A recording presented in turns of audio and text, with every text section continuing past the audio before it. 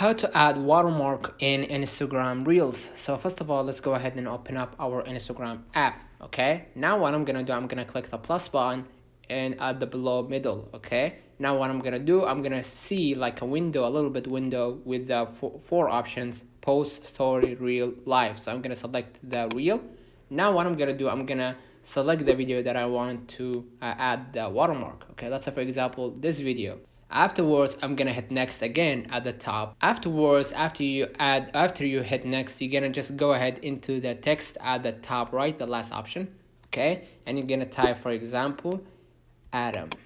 Okay, and you're gonna make it the font that you actually need.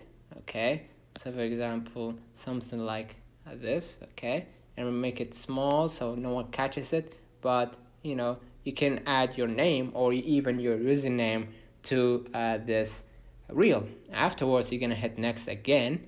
As you can see, we added the watermark to our reel. Let me know in the comments if this video helped you. Don't forget to like and subscribe, turn on the notification bell to receive every video we upload. Thank you for watching. See you in the next one.